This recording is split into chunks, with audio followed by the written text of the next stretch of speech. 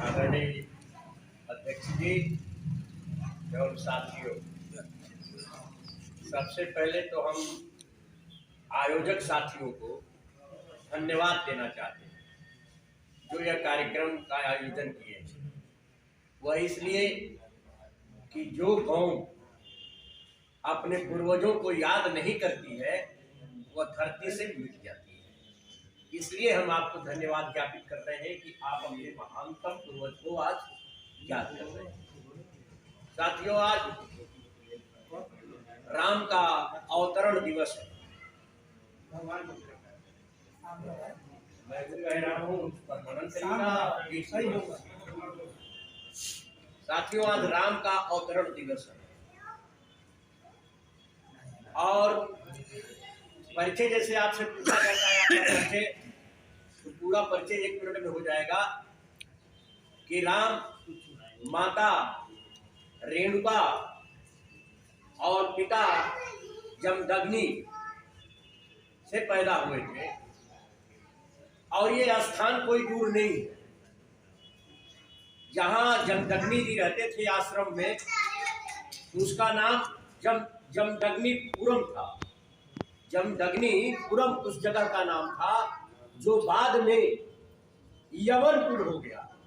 ध्यान दीजिएगा, जमदग्निपुरम के बाद वह यवनपुर हुआ और यवनपुर के बाद आज की तारीख में वह जौनपुर। तो एक हम अपने तरफ से हमारा व्यक्तिगत विषय मान सकते हैं आप कि जब सबके नाम ही बदल रहे हैं, सबके नाम बदले ही जा रहे हैं, तो क्यों न हमारे पूर्वज परशुराम जी के पिता जमदग्निपुरम यानी जौनपुर का नाम जमदग्निपुरम क्यों न कर दिया जाए, यह हमारी मांग है। जब नाम आप बदल रहे हैं तो हमारे पूर्वज के नाम पर जमदग्निपुरम जौनपुर का नाम रखो। अब आइए, ज्यादा समय नहीं लूंगा। भाई ने कहा, हमने कहा राम का आज अवतरण दिवस है, तो भाई ने थोड़ा क्वेश्चन कर दिया। राम का ही अवतरण हुआ।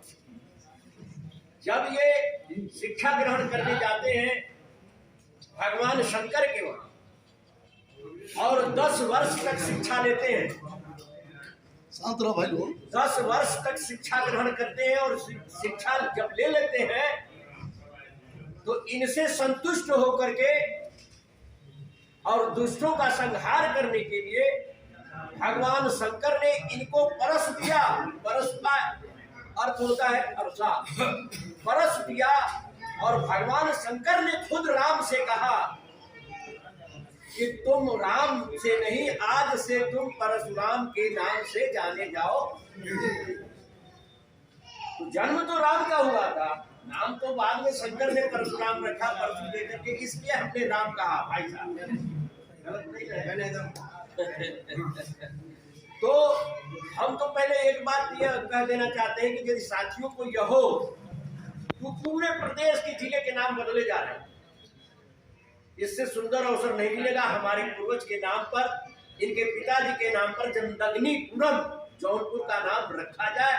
यदि आज की बैठक यदि तय करें तो पूरे देश को आप एक दिशा देने का काम करेंगे। जय परशुराम, जय परशुराम। देश को आप दिशा देने का काम करेंगे। सही है, गलत नहीं। तो साथियों, इस तरह से यह बात सही है कि क्षत्रियों का नहीं, और बार बार सारे लोग कहते हैं कि 21 बार, तो टेक्निकल बात बता दूं आपको, 21 बार ही क्यों नहीं 2 बार, क्यों नहीं 100 बार, 21 बार ही क्यों? जब जमदग्नि जी की मृत्यु होती है यानी इनकी हत्या, तो मां रेणुका जो है वह अपने छाती पर दोनों हाथ से विलाप करते हुए छाती को पीटती है और वह संख्या 21 की। ध्यान दीजिए, बहुत टेक्निकल बात है। 21 बार ही क्यों? तो मां रेणुका जो है 21 बार अपनी छाती पीटती है, इसलिए परशुराम जी ने यह प्रतिज्ञा किया कि 21 बार इस धरती से इस, और सारे क्षत्रियों का नहीं वंश बताता हूं मैं, सहस्रार्जुन का वंश हैहव वंश था। हैहव वंश, और हैहव वंश का उन्होंने 21 बार सर्वनाश किया है। सारे क्षत्रियों का नहीं किया है, नहीं तो राम से कोई है। और इसीलिए आप देखिए भौगोलिक स्थिति क्या है। जनकपुर से राम जी चलते हैं, गौरी घाट बीच में है एकदम, और जौनपुर से परशुराम जी चलते हैं, और यहाँ मिलन हो जाता है। इसका नाम गौरी घाट है। अब उसके बाद सारी क्रिया के बाद परशुराम जी महेंद्र पर्वत पर जाते हैं। महेंद्र पर्वत कहाँ है जानते हैं? तपस्या करते हैं। महेंद्र पर्वत उड़ीसा, महेंद्र पर्वत पर वो चले जाते हैं यह तपस्या करने।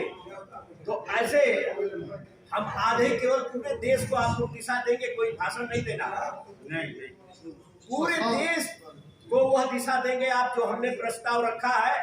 तो हम चाहेंगे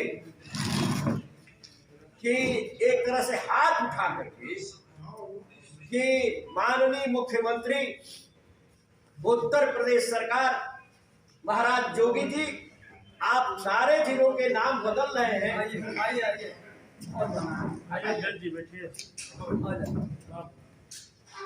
आप सभी जगहों के नाम को बदल रहे हैं। तो हमारे पूर्वज जब जमदग्निपुरम जो यवनपुर था, जो आज जौनपुर है, जौनपुर का नाम आपसे अपील है माननीय जोगी जी कि आप यमदग्निपुरम उसका नाम कर दें। यह हमारे पूर्वज का सवाल है।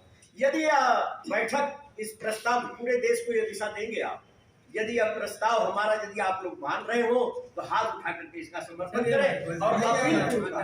जय जय परशुराम, जय जय परशुराम। अपील करूंगा अपने साथियों से कि यह बात मैंने उद्धृत करें कि जौनपुर का नाम, यह बैठक जो है आज जो यह अवतरण दिवस पर हमने कार्यक्रम रखा, इसमें मांग की गई गौरी घाट से कि जौनपुर का नाम जमदग्निपुरम रखा जाए, क्योंकि यही था। उसके बाद यवनपुर हुआ है, यवनपुर के बाद जौनपुर हुआ है।